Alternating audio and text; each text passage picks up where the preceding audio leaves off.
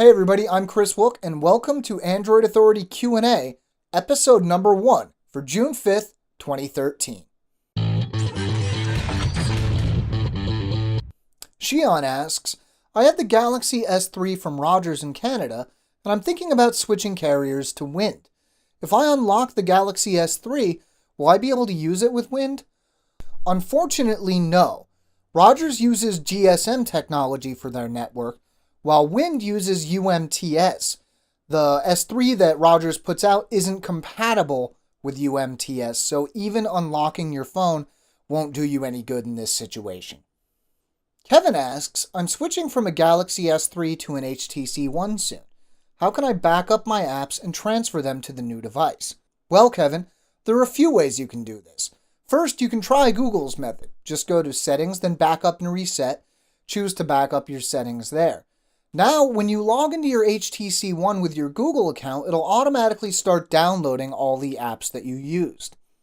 Unfortunately, that isn't going to actually back up the apps, it just re-downloads them automatically. If you really want to back them up, you can use Helium, which was formerly known as Carbon Backup. That'll allow you to back up to the cloud with the premium version, but if you just want to back up to your PC or an SD card, that'll work fine. With you're going to want to back up to a PC because the HTC One doesn't have an SD slot. Hope this helps.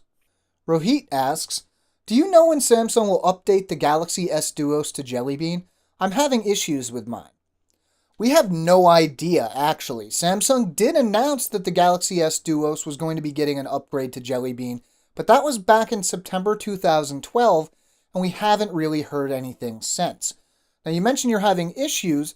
If you want, you can always try running a custom ROM that uses Jelly Bean, but that's beyond the scope of what we can talk about in this video, and as always, it's a little risky. Anacool says, I'm looking for a safe method to root my LG Optimus 2X P990 V30B running Ice Cream Sandwich.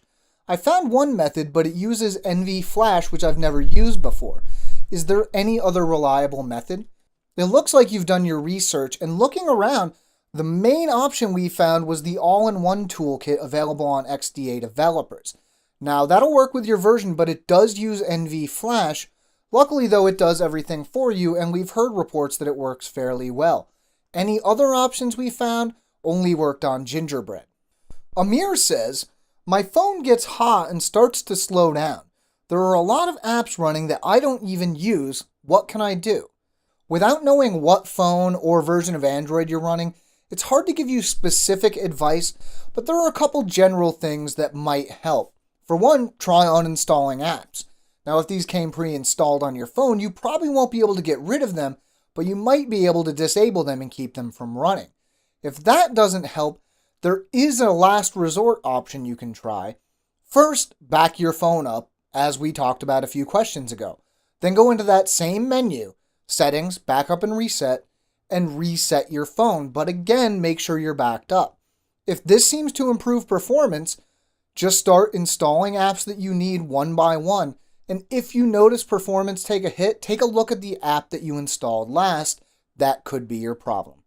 Ji Yong says, I have 1080p M2TS video files from a Sony HX9V camera that I'm trying to watch on my 7.7-inch dual-core Samsung tablet.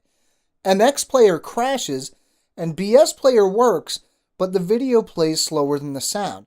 How can I watch these on my tablet? Now, it sounds like the issue you're having is that the video's too high of a bit rate for your tablet to handle. Now, there's an option that should work for you without having to buy anything. What you want to do is transcode your videos from that fairly unusual format to something that tablets are more used to, like MP4. There's a ton of software that does this, but it's fairly likely that something was included with your camera that might do this right out of the box. Now, while you're transcoding, you might also want to lower the resolution from 1080p to 720p because that's probably the highest your tablet shows anyway on that size of a screen.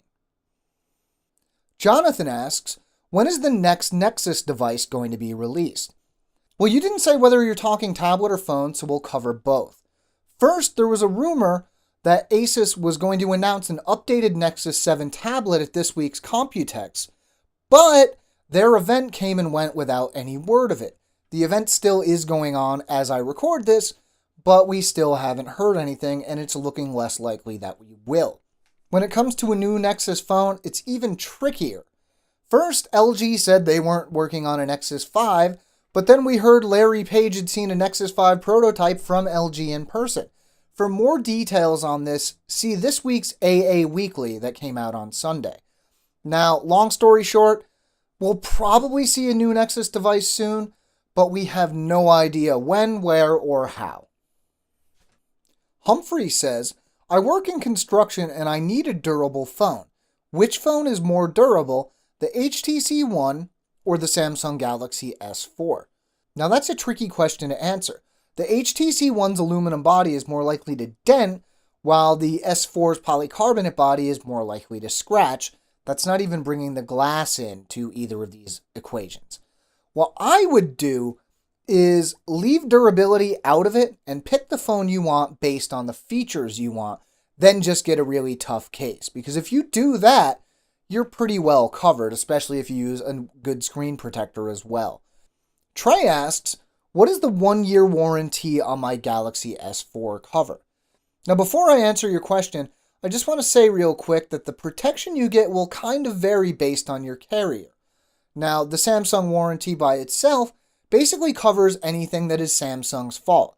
Say your volume rocker stops working and it's through no fault of your own, your warranty will cover that. Now, say you drop your phone and it breaks, the warranty won't cover that.